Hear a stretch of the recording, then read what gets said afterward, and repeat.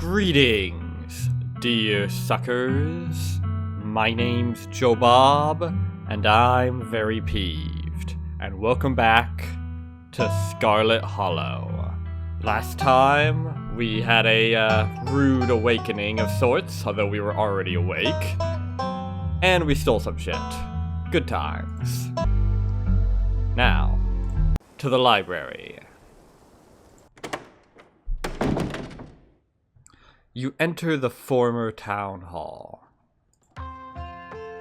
What once must have been a stately foyer has since been converted into rows of shelves. Meeting rooms and offices long ago gave way to assorted reference collections and reading areas. This is a good place.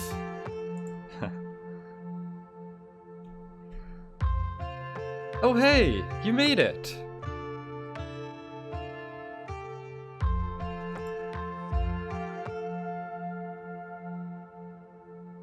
Settle in with Stella Kanika. Shush, Stella, and point at all the books before heading over to her table.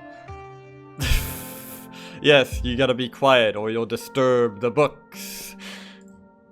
You head over to Stella and Kanika's table and settle in. Glad you found the place. Yes, it was quite troublesome. Hey, Joe Bob. You look tired. My goodness. Whatever happened to common decency? Yeah, exactly, Gretchen. You can't go around telling someone they look unwell. You look marvelous, Joe Bob. Snitch on Miles. Excuse you?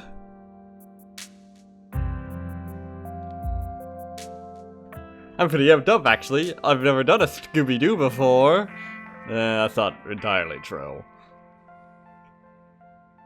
I'll sleep when I'm dead. We've got important work to do. Yeah, I'm eager to crack into these books.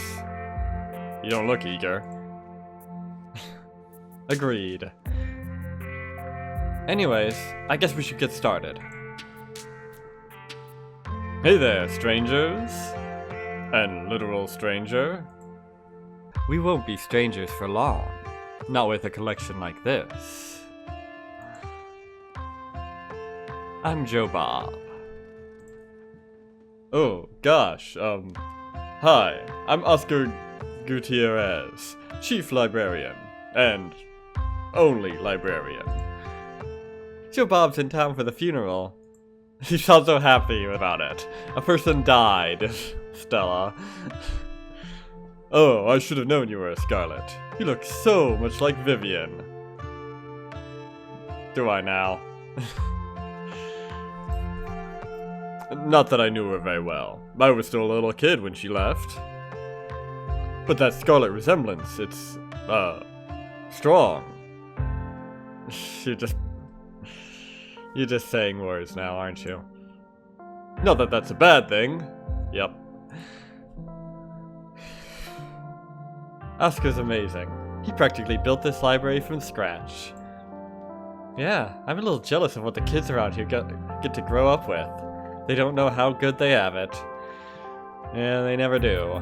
Youth is wasted on the young. Fortunately, I was never young.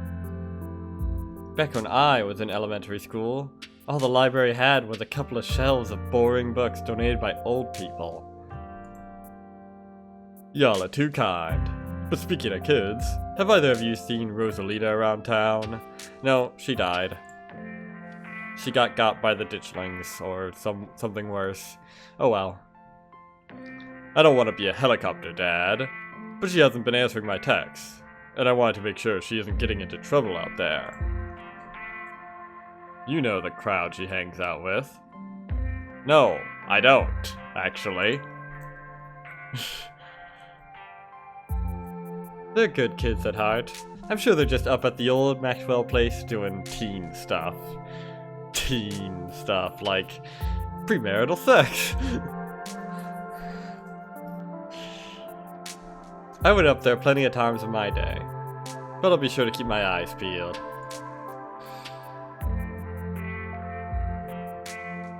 What's the old Maxwell place? It's this great old abandoned spot. We used to hang out there when we were teens. I can't believe I used to be so reckless. The floors there were like Swiss cheese. You know, there's been studies, you know, about how, like, teens process risks and such, and they're not actually worse at gauging the risks of shit than adults are. Not really. People who have clearly forgotten what they were like as a teenager tend to stereotype them as thinking that they're invincible or what have you. But that's not really the case. They just put less value on keeping themselves alive, essentially. And that's an interesting thing. I mean, I can't speak to everyone else, but I certainly know that when I was a teenager and younger, I knew damn well that the things I did were dangerous. I just didn't see the point in being afraid. I mean, I still don't, but I used to not too. It's a very liberating thing to simply not feel what this body feels. But never mind. I should really have a talk with Rosalina when she gets home.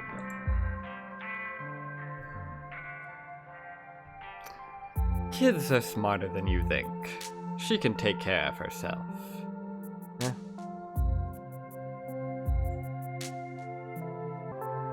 You might not want to let her run off like that anymore, though.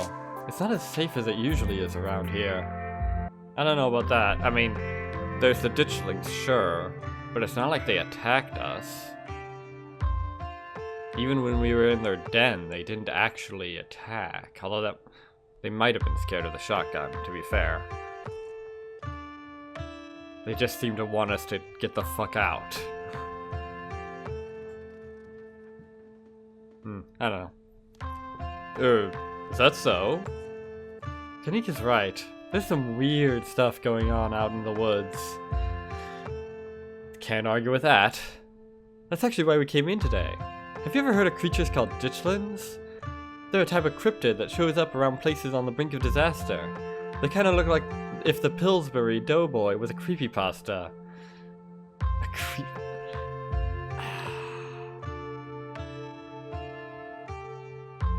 A creepypasta.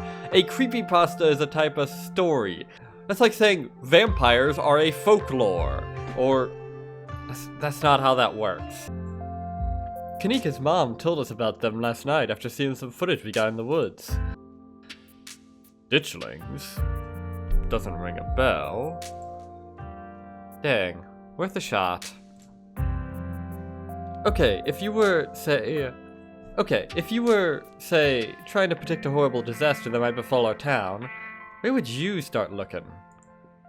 Well, they say history repeats itself, so I'd probably try and figure out what sort of disasters this region typically falls prey to. I can certainly see that manor up on that precarious cliff falling over, but not entirely certain that would qualify as a disaster. Should I be worried about something? Nah. Worry is pointless. I don't know yet. I'll be right back. Gonna nap some more books. Behave while I'm gone, Gretchen. Aw, you don't have to worry about her, Stella. You're such a good dog, aren't you, Gretchen? Here, have a biscuit, old gal. Well, aren't you the sweetest thing on two legs? Gretchen inhales the soft biscuit, drool leaking from her toothless mouth as she swallows it whole. I'm pretty sure Stella's barking up the wrong tree, Oscar. I don't think you have to worry about any horrible calamity befalling the town. You know, aside from the, ditchlings. And whatever else is out there. But she's right about the weird stuff. There's definitely something unusual going on out in these woods. Whatever's out there in the woods has been brutalizing the local wildlife. I don't think it's safe. I'm gonna try calling Rosalina again. I'm sure she's fine, really. Rosalina's a smart kid. She knows better than to go around getting into trouble, and we'll make sure to keep our eyes peeled. Thanks, Kanika. And Joe Bob, if you see a 13-year-old girl with a black braid and glasses, would you let her know her dad is worried about her? Well, her hair is mostly black, and it's braided, and she's wearing glasses, but, don't think she's 13 years old. Anyway. Oscar anxiously wanders off, phone in hand. Got him! Just grabbed a whole mess of local history books. Stella sets a massive pile of books on the table and pulls up a chair. Alright. This is gonna be so much faster with the two of you here to help out. Got our snacks, got our source documents. Let's get this research party started. Reading awaits. Okay. Historical buildings of Scarlet Hollow. Can you guys do the reading for me? I've never been good at books. No, screw that.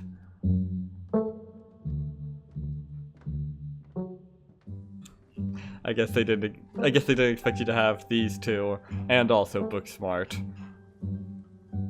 Or maybe I'm just lying in this. Anyway. Flip through Historical Buildings of Scarlet Hollow. Historical Buildings of Scarlet Hollow. Just the thought of reading a book like this would probably put most people to sleep. But you are not most people. But you've got a mystery to solve. And to solve it, you need to know everything there is to know about this town.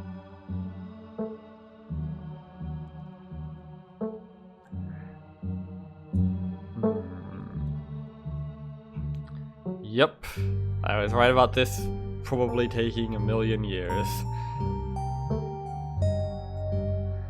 The Scarlet Estate. The Scarlet Estate, inarguably the most striking piece of architecture in Scarlet Hollow. Better times.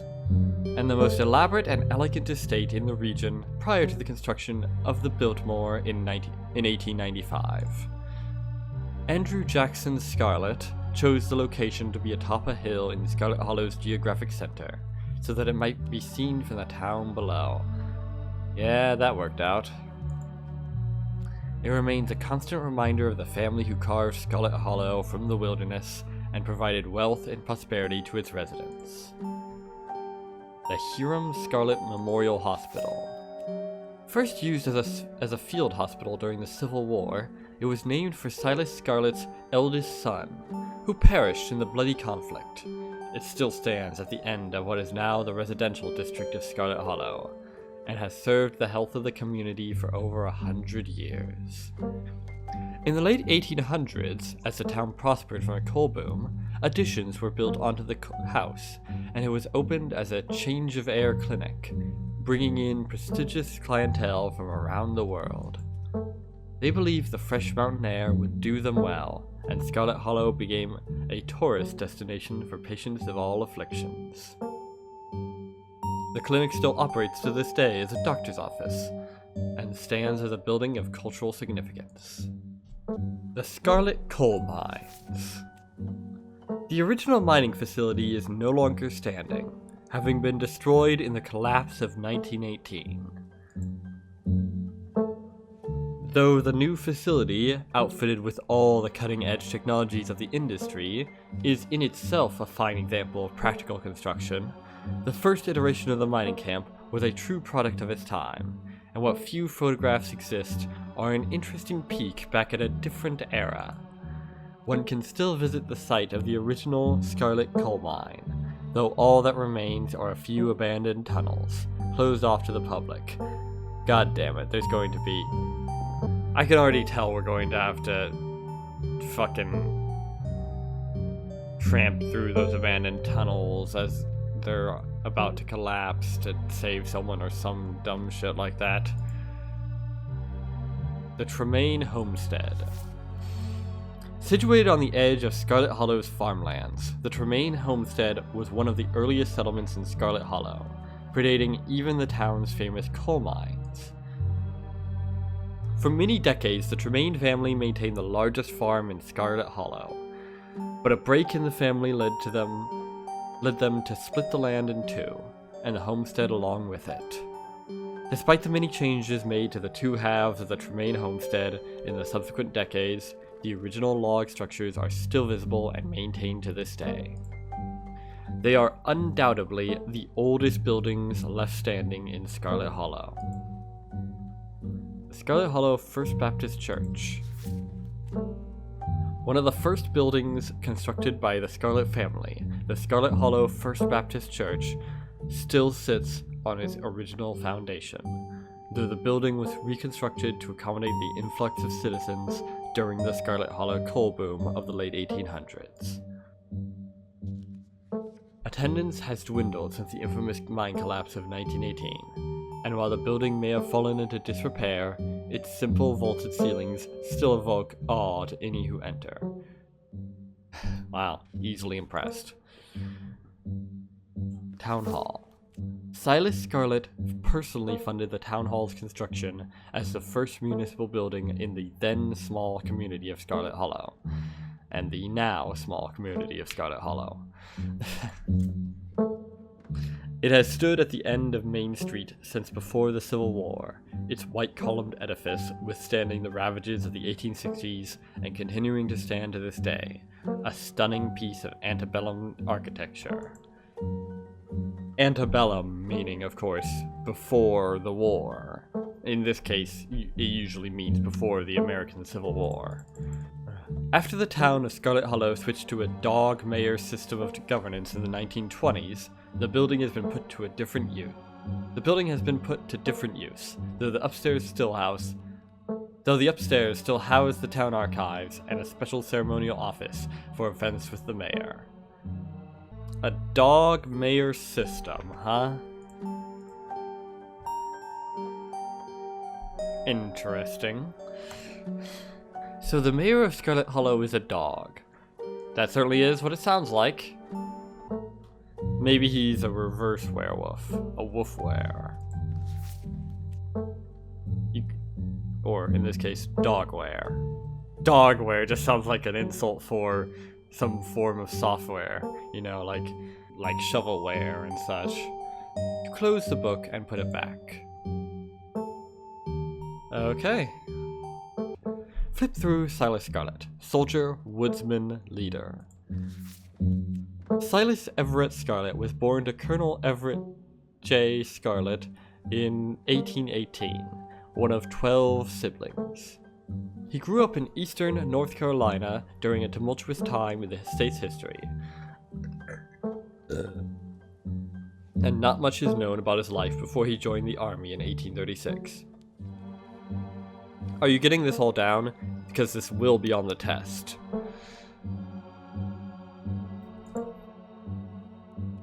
He quickly rose through the ranks, in part due to his father's connections, but also due to a particular ruthlessness, for which he received the nickname Bloody Silas Scarlet. Is that bloody in the sense of, well, cutting people open? Or is that bloody as in the sense of Bloody Silas Scarlet? Or is it both? The federal government granted the now Captain Silas a tract of bounty land in exchange for his service in the Indian War, and he settled into the hills of North Carolina in 1841. That land would become Scarlet Hollow.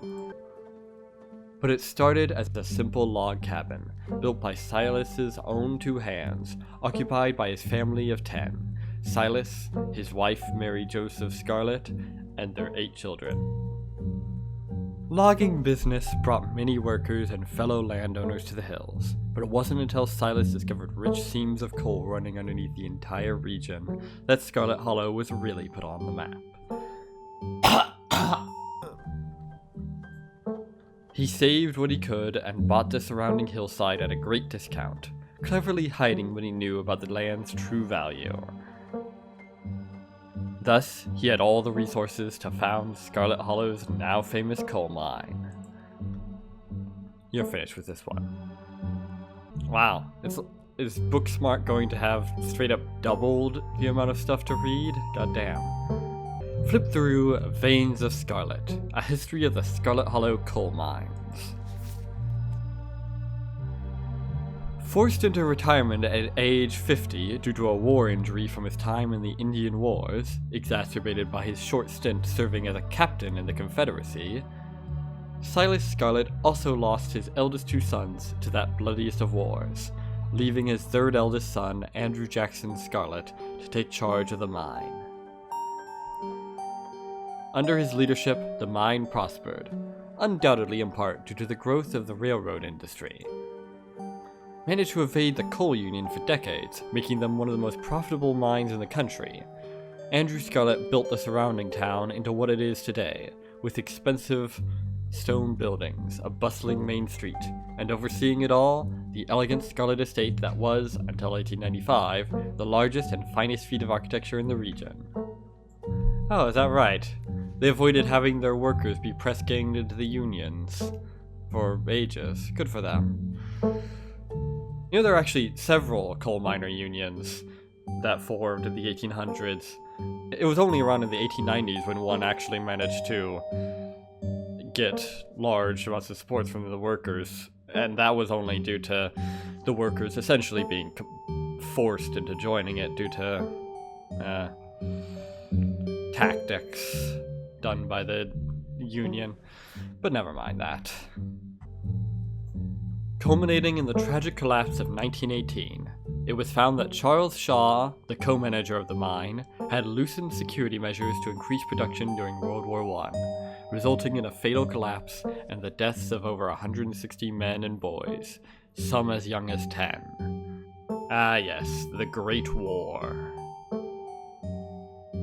Great in the sense of great and terrible.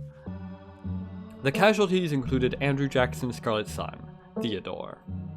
His brother, Enoch V. Scarlet, who had taken over for their aging father during the bustle of the war, managed to pull the mine from the brink of ruin, thereby saving the town.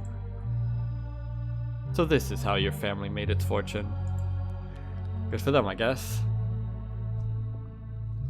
Flip through Appalachian Folk Monsters. A few entries catch your eye. Huh. Okay then. Yeah. Booksmart is just casually doubling the amount of stuff to read here. Aren't you glad I decided to get all the traits so that I could spend this entire video doing nothing but reading off snippets from these books? Truly, this is the greatest of playthroughs. Mothman! There's no need to feel down, I said, Mothman! Lift that man off the ground, I said, Mothman! 'Cause you're in a new town, and there's kids to be abducted. You have big flappy wings, creepy glowing red eyes, and the element of surprise. The Mothman is a large flying creature, generally described as humanoid, with glowing red eyes, and the element of surprise. It was first spotted by a couple in West Virginia in the mid-1960s, and was encountered in the region several more times in the following years. The Silver Bridge collapse of 1967 has been linked to a series of Mothman sightings, and it's said that the presence of the creature served as some sort of omen, or was a catalyst that led to the disaster. Or maybe he just lived underneath the bridge, and the destruction of his habitat caused him to go a-wandering in search of a new one. Or something like that.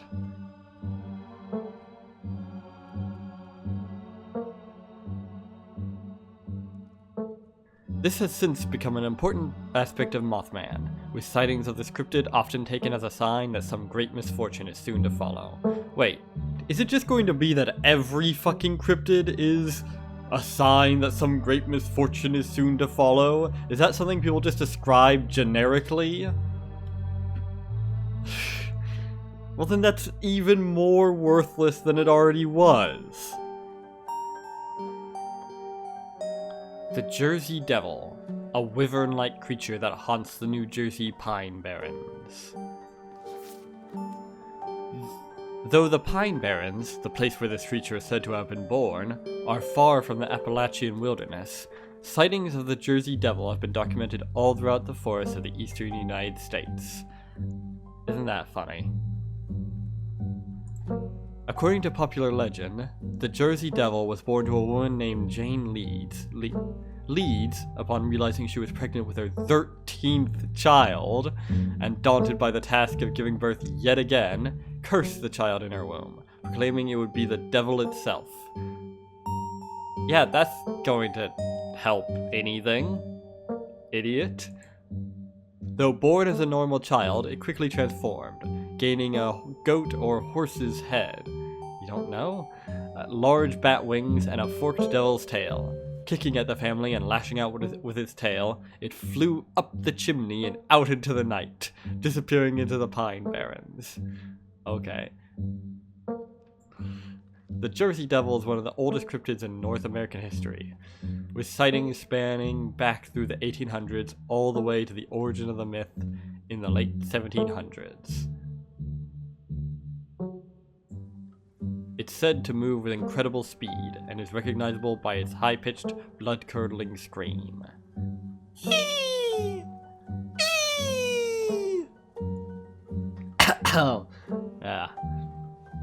Ginseng babies. Roots said to scream like infants if dug up under the full moon.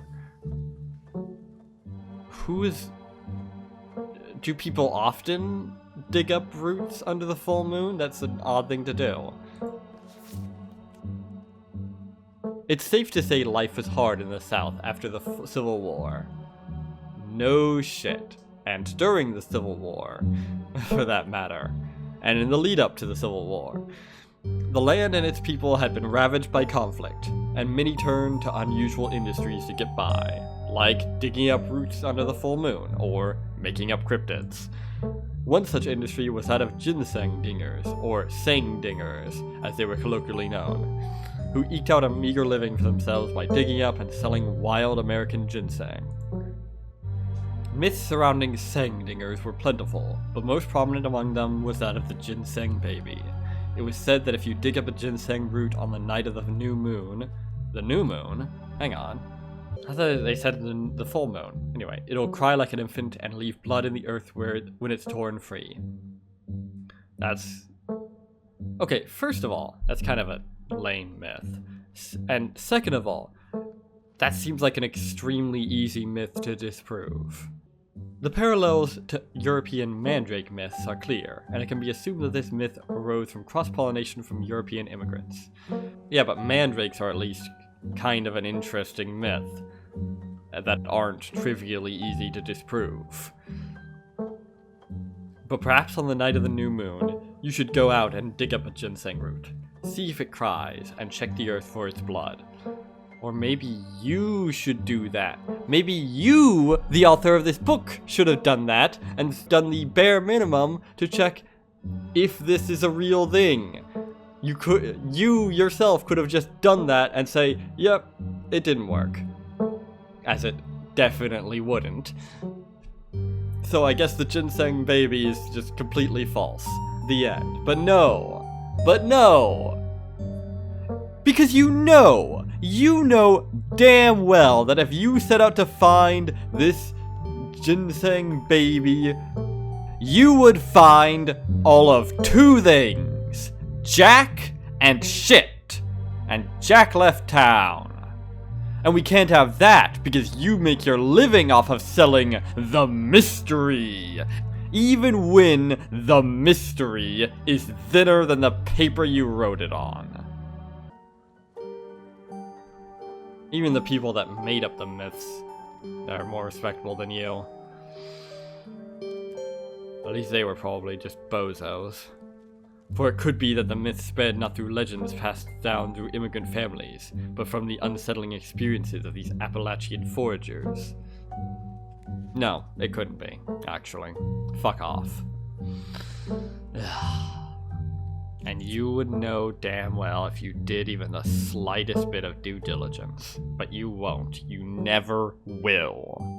And this is exactly why these cryptozoology works and such are looked down upon so much, even though some of the cryptids could legitimately be real undiscovered creatures. Because of shit like this, where they deliberately avoid shit that would disprove their shit, and sell shit as big mysteries when they are absolutely nothing at all. The Bell Witch, a particularly violent haunting in Tennessee. One of the most famous hauntings in North American history, the Bell Witch was a strange entity that plagued the citizens of the Red River region in Tennessee in the early 1800s. Many strange phenomena have been attributed to the witch throughout the years, but the most famous was the haunting of the Bell family. It started out as a fairly typical haunting, with unnatural sounds echoing throughout the house after sundown, and the appearance of a strange mammal that no one could identify or capture. Huh. Interesting. Wait. If you couldn't identify or capture it, how do you know it's a mammal?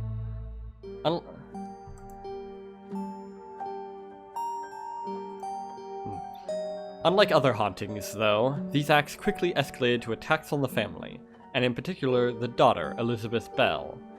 She was constantly covered in bruises from the spirit's abuse. The spirit could frequently be heard speaking through the walls, its disembodied voice mocking the family and any visitors, and it eventually escalated to giving full-blown hallucinations to those dwelling in the Bell house. Though this haunting ended in the early 1800s, its activity continued in the region for many decades. It could be that the entity known as the Bell Witch may still dwell in the Red River region to this day. Or it could be that people are just making shit up because of some story they heard.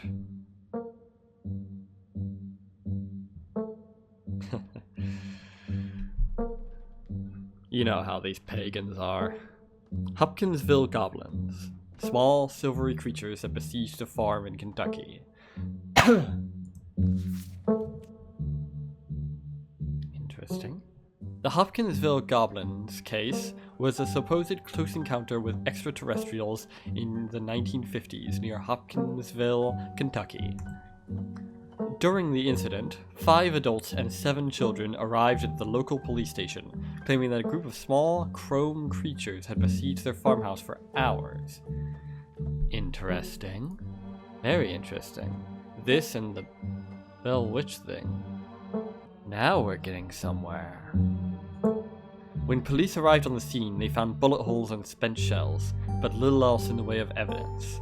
Skeptics suggest the family has simply misidentified a group of great horned owls, or some such.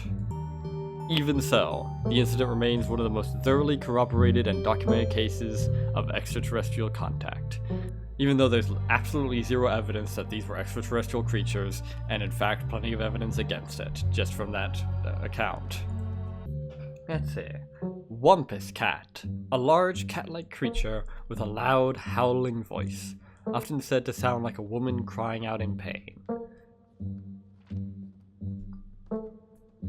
Well, that could just be a regular feline. I don't see what's cryptid about this, to be frank. Yeah, that just... Often linked to Cherokee legends, some cite the Wampus cat as originating with the story of a woman who sought vengeance against a monstrous cat demon for driving her husband mad. She hunted it down and, by wearing a bobcat mask, tricked it into using its own vile magic on itself, freeing the people of the region from its evil. What? Not sure how that worked, but alright. I guess it might have made more sense in the original story. Others say the creature comes from the story of a woman who wore the pelt of a wild cat to witness forbidden hunting rites. The hunters of her village gathered to perform the rites, and she watched in secret from underneath the cat's pelt, but was soon discovered. For her indiscretion, she was fused with the pelt, and transformed into a creature that was neither human nor cat, forced to wander the wilderness alone, feared by all. Oh. Because I heard hid under a cat pelt to witness forbidden hunting rites, and thought they were just gonna, like, you know, mistake her for an actual cat and shoot her. Which is probably what would happen if you did that. Her calls are those of great sadness, and serve as a warning to anyone who dares go against tradition. Of course. How convenient a story. Tommyknockers, enigmatic cave-dwelling creatures primarily known for causing mischief. Naturally. With a hammer, apparently. Tommyknockers originated... That guy is holding that hammer all wrong, goddamn. Does he even know the first thing about using a hammer? Anyway. Tommyknockers originated in Cornish mythology, spreading to the United States when Cornish immigrants began working in Appalachian mines. Isn't that funny how they somehow managed to import Cornish creatures as well as Cornish immigrants? It's almost like they're just made up. They're named for the knocking that can be heard from seemingly within the walls before cave-in. Yes, because that couldn't possibly have very obvious mundane causes. That's definitely not something you'd ever expect to be hearing before a cave-in or anything. Are these people really this stupid?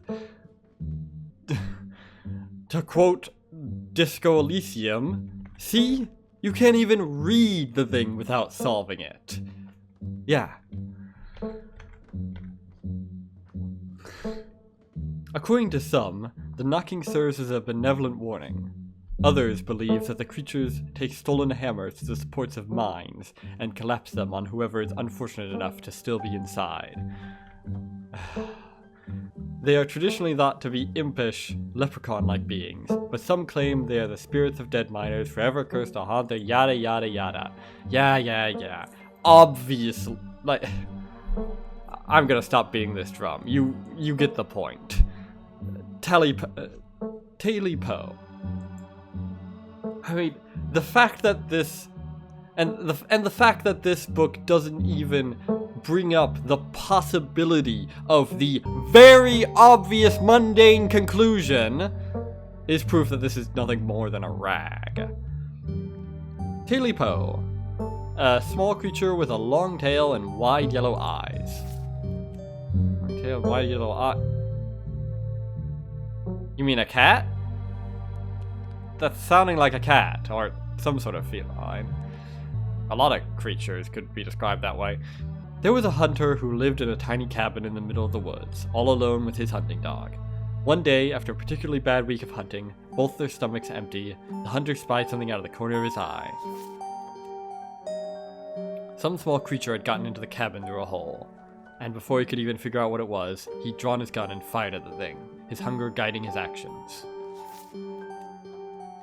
But it was quick, and ran back through its hidey hole and out of sight, leaving only its long black tail, shot off by the hunter's rifle. Oh no, wait, is that it? Judging by those appendages and that tail and all, looks more like a type of lizard now that I think about it. Yeah, that would add up more.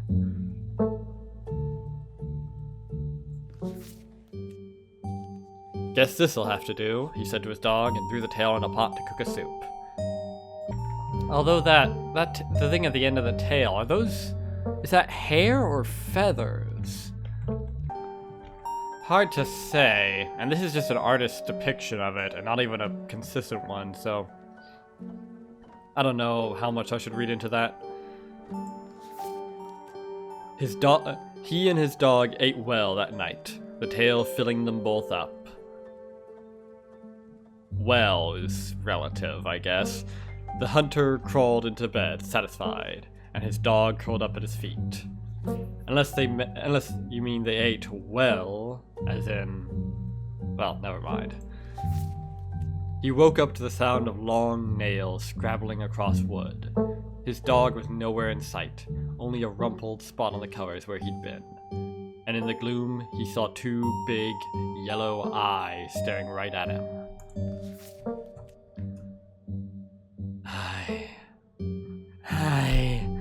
want my Tailipo? A high, coarse voice croaked from the darkness. Go away! He screamed at the thing. But it stepped closer to him, still shrouded in darkness, the sound of long claws dragging across hard wood, accompanying its movements. I want my Tailipo! The creature growled again. I'll get my dog after you, the hunter... I'll get my dog after you! The hunter squeaked, his voice catching in his throat with fear, but there was no dog to be seen. I want my Tailipo! Before the hunter could so much as scream, the creature leapt from the darkness. Long claws stretched out towards the hunter. No one is sure what the creature did to him that night, but the next morning, all that remained of the hunter, his dog, and his cabin was a chimney, standing alone in the woods. Oh! So this is just all made up then, because the hunter didn't actually survive to tell you all of this shit that happened, so yeah, all of this is just pure fabrication. Cool. That was a waste of time. Cool story, though. I mean, it was alright, I've heard better. Okay. Done here. You close the book and put it back. Okay! Finally done getting through all of that cryptid stuff. And it only took us, like, an hour. I think I'm all done. Let's check in.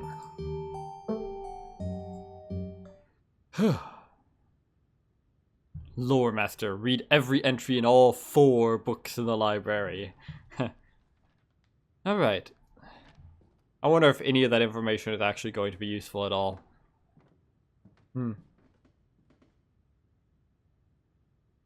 Anyway. Alright, if we're going with what Kanika's mom told us last night, I think we can rule out any natural disasters as what brought the ditchlings here. But not nuclear incidents. Looks like our state has a history with those.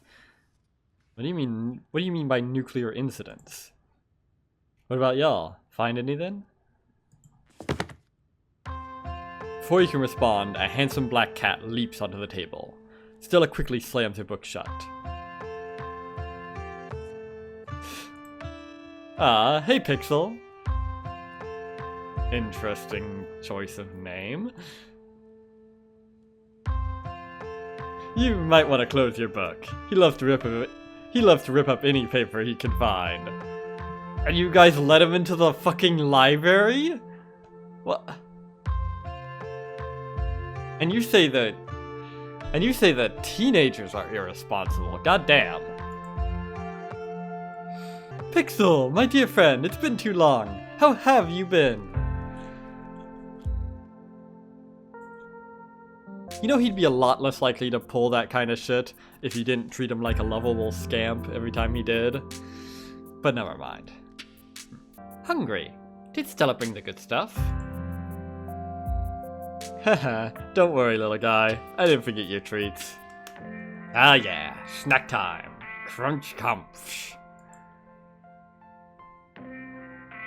Sorry if Pixel's bothering y'all. Hope he hasn't gobbled up any of our books. He can't stand the thought that people might pay attention to anything that isn't him.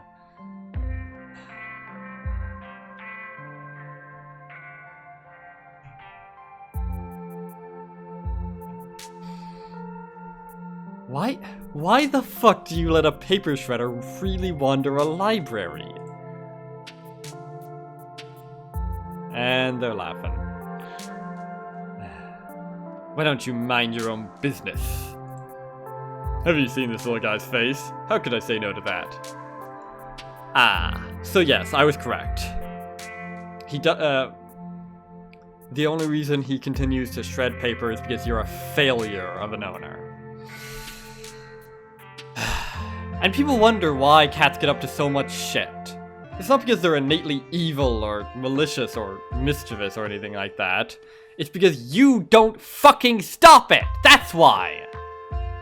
Frankly, I would consider that animal abuse, to not properly train your animals, but who am I to interfere with these people's degenerate nonsense? Sure, just continue treating it like a lovable scamp every time it does something destructive or malicious, and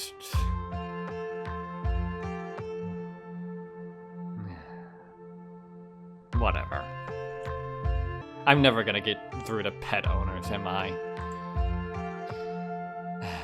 Hey Pixel, what do you think about the monsters we saw in the woods? I'm an indoor cat. I don't know nothing about no woods. I just hang out in the library, especially now that our house got haunted. Wait, your house is haunted?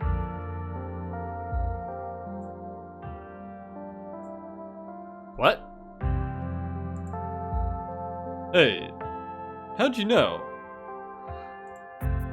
What? Pixel told me. Jovov is either psychic or he can talk to animals. It's a long story. Hey, it could be both. I could be capable of talking to animals because I'm a psychic.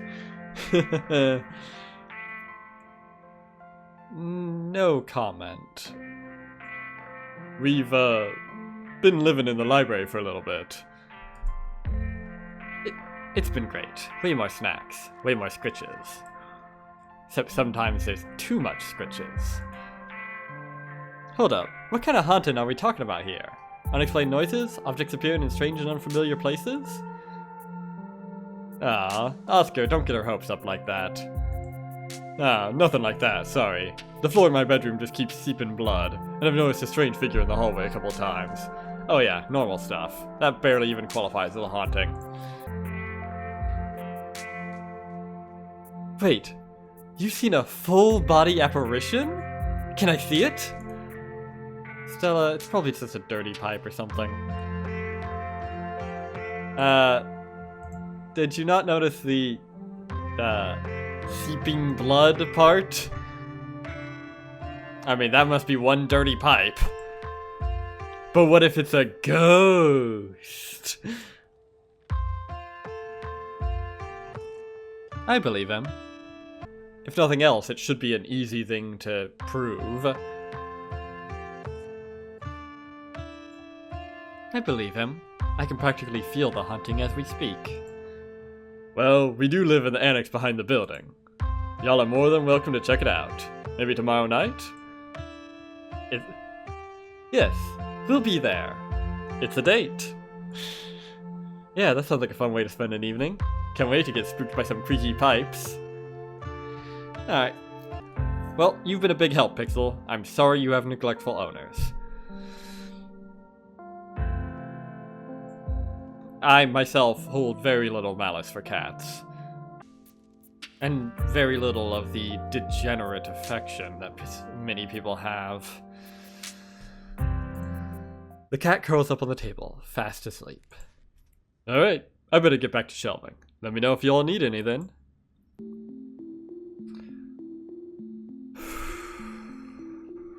Oh dear. This is gonna be my whole day, isn't it? Okay, you know what? This video is already fucking long enough. I'm gonna stop things here.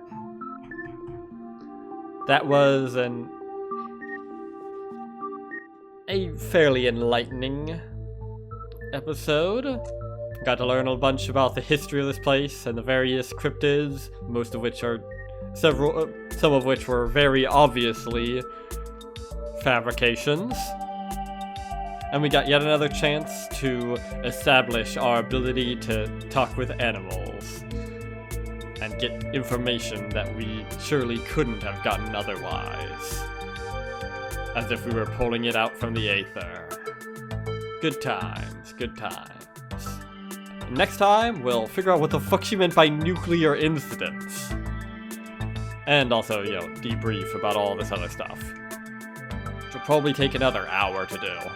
So until then, I have been Joe Bob, and I'm very peeved. And remember, dislike the video, unsubscribe if you're for some reason subscribed, and leave a nasty comment in the comment section down below.